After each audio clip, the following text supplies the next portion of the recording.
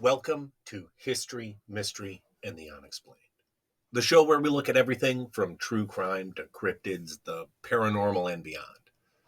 Today, we're going to look at three cases of missing persons with some unusual twist endings. But before we get started, please like, subscribe, follow, or whatever on the platform of your choice. And be sure to give us a review. I'd love to hear what you think.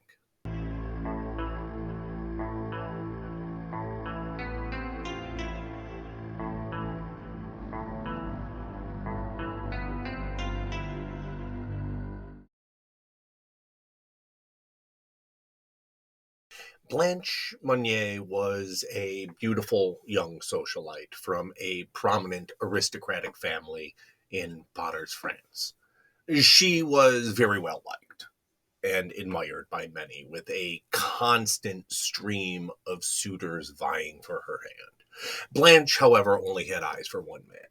He was an older gentleman, older than Blanche at 27 at least, who had already established himself in business. Although the gentleman was a lawyer, he is noted as being penniless. But he was penniless in the eyes of Louise, Blanche's mother. Louise forbade Blanche from wedding her love, and in 1876, Blanche disappeared. Police had few leads to go on. Her friends, her family, not even her lover knew what became of her. Her mother and her brother Marcel mourned Blanche's passing. They had a memorial service for her, helping everyone else grieve and move on. Rumor was that she escaped overseas and that one day her lover would follow her. There were whispers among her friends that someday she'd return.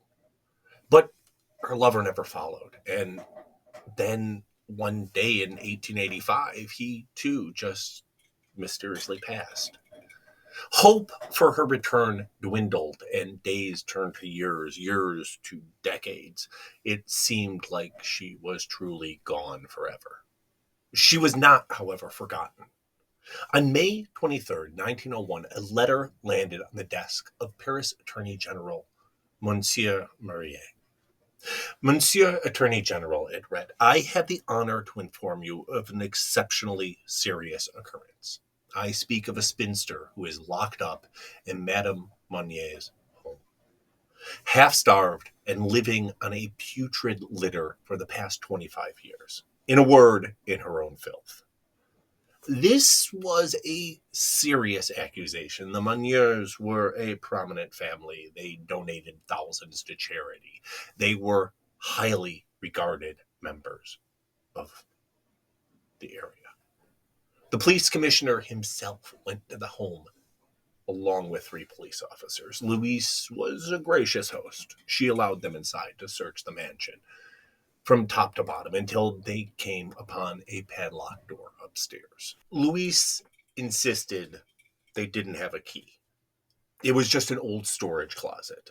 The police weren't going anywhere until it was opened. It was not a closet. The door led to the attic. And not only was it just suspicious, but there was a foul stench coming from it. They broke the door down, and what they found inside was Blanche. She weighed barely 55 pounds.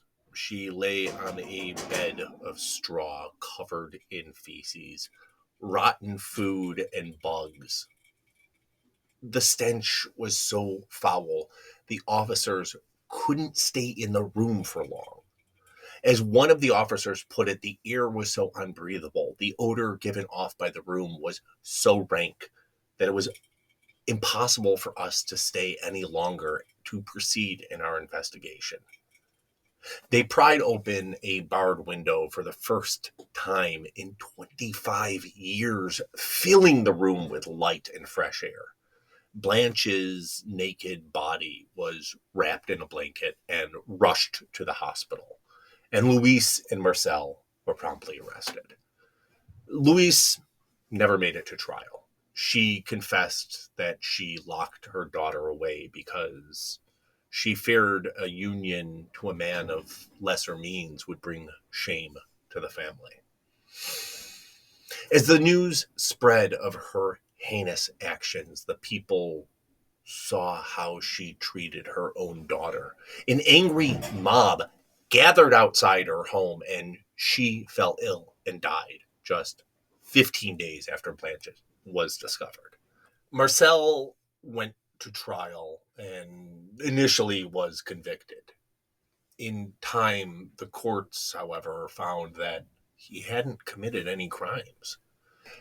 During the court proceedings, Blanche's mental health was brought into question. She suffered from schizophrenia, anorexia, and even coprophilia, sexual arousal in conjunction with feces. It was argued that she chose to stay confined and never attempted to free herself. This seems to be a bit of a chicken and the egg story when it comes to her mental health. Was it part of why she was confined or the result of her being confined? She never fully recovered. She lived out the remainder of her days in a mental hospital in Blois, passing away at the age of 63.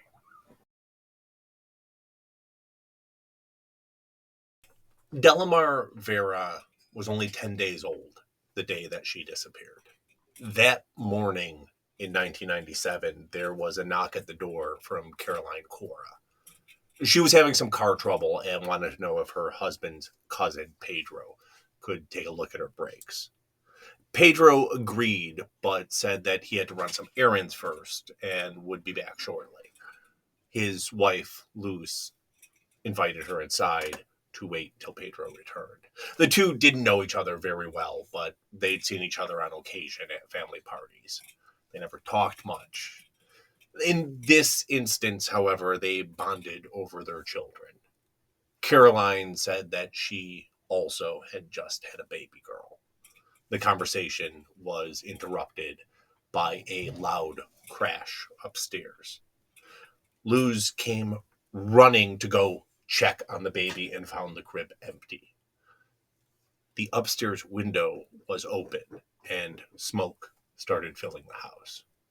She switched her attention to her other children and evacuated everyone from the house before resuming the search for Delimar. Several neighbors tried to help, but the flames quickly overwhelmed the house.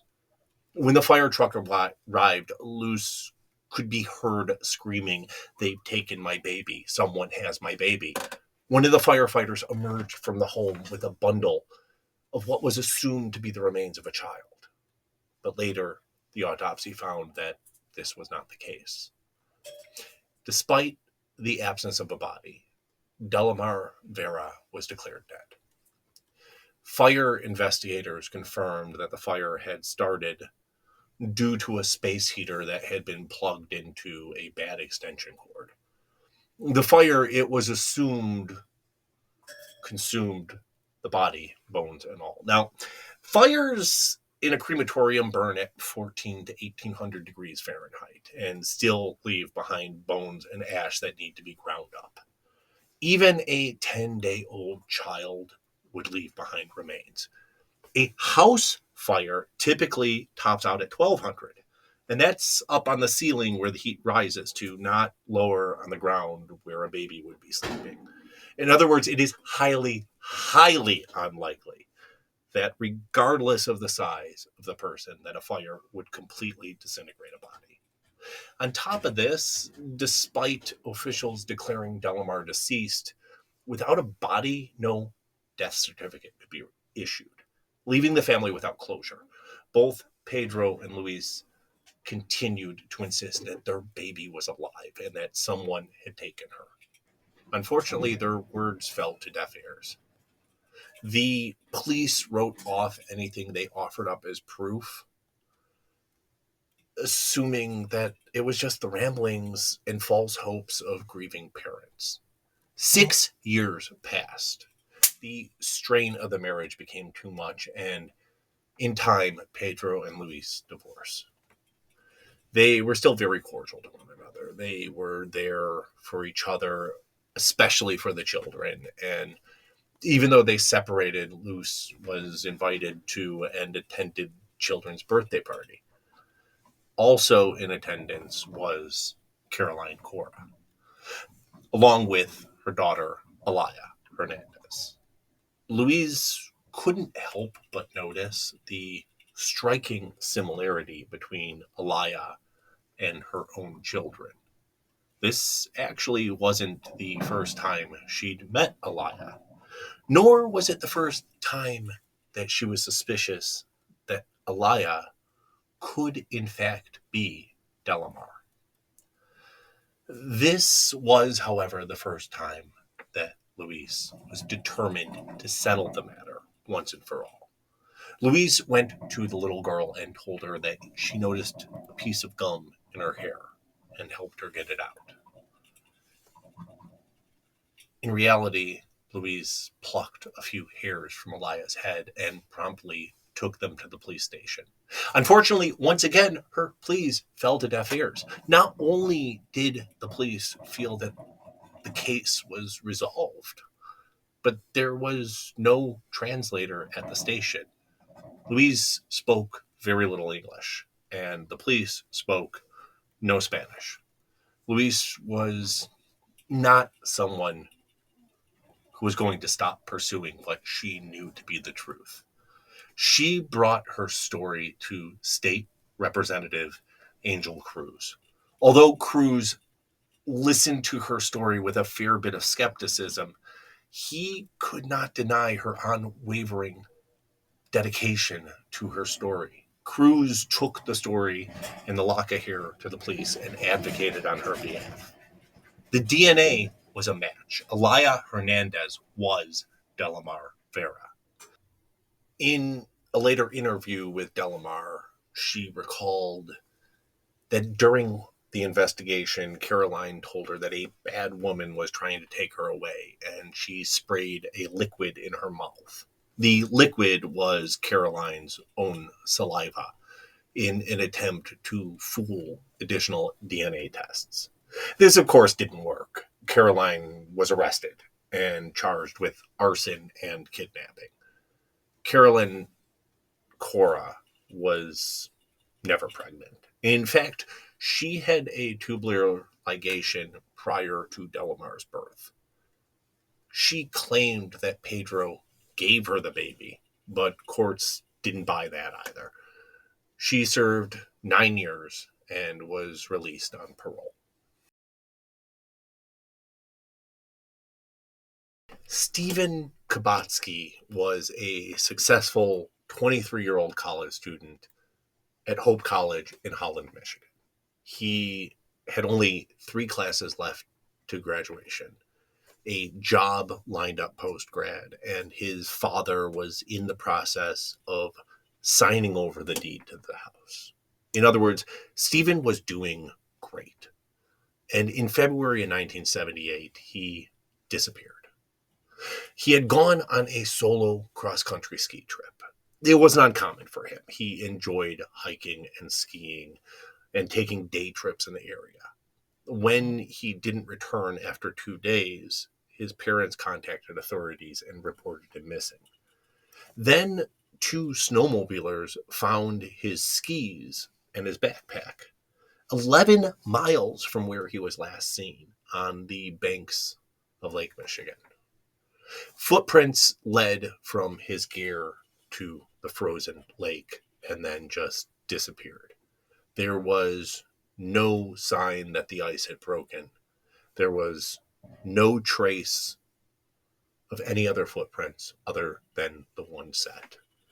There was simply no logical answer as to where Stephen could have gone. There was an extensive search of the area that followed. Despite the fact that a body was never found, he was officially declared deceased. 15 months later, he woke up in a field in Pittsfield, Massachusetts, more than 700 miles away from where he disappeared. He was dressed in clothes he didn't recognize, carrying a bag full of strange maps, with no memory of how he got there or what happened in the past year. Among the more unusual items in his possession was a t-shirt from the Pavo Narumi Marathon in Iron County, Wisconsin from August of 1978. Did he run it? Well, there's no record of his name in the marathon registry, but that doesn't mean that he didn't participate. According to a divinity student named Ron Curtis, on May 5th, 1979, the same day that Steven reappeared, he picked up a man who looked strikingly like Steven and drove him to a house that happens to be owned by Steven's aunt. This man, however, called himself Nathan, not Steven. He said that he had just flown from San Francisco to Boston and then took a bus from Boston to Pittsfield. Nathan said that he was visiting a friend with news about a missing person. Now, maybe there was another man that happened to look like Steven visiting Steven's aunt on the day that Steven reappeared, but that's a few too many coincidences for me. Why he'd use a different name, no one knows. There's no Nathan in the marathon registry either, by the way. Now, it's easy to say that maybe Steven just wasn't ready to adult and he took some time off, or maybe he had a mental break and had a dissociative fugue, or it was a case of extreme amnesia. None of these answers explain how he went for over a year with no one seeing him. The usual explanation for many online is that he was abducted by aliens or a victim of the Lake Michigan Triangle. Not unlike the famous Bermuda Triangle, the area of Lake Michigan where Steven disappeared is known for mysterious disappearances dating back to the 1600s. For years, in every interview, Steven said that he remembered nothing. He remembered looking out at the frozen water. He remembered feeling cold, and he remembered waking up in a field. That's all. He dropped out of the public eye. He got his PhD in psychology, taught at multiple universities, and just lived a normal life. Then, after 45 years, he has decided, with the help of a sci-fi writer named Dylan James Quarles, to tell his story as he remembers it. The book has yet to find a publisher, and both Steven and Dylan refuse to let the cat out of the bag. They only real sneak peek as to what is in the book and what happened comes from Kubacki's website, where it says the story involves a revolutionary organization, an idealistic terrorist in training named Nathan T. Stanfield, spiritual experiences with hallucinogenic drugs and altered realities, the French Foreign Legion, and a young man's struggle to find the meaning during a turbulent time. Sounds interesting. Maybe one day we'll get to read it. That's it for today, folks. I hope you enjoyed these stories. Till next time, I'm Christopher Damian. This is History, Mystery, and The Unexplained. And thank you for listening.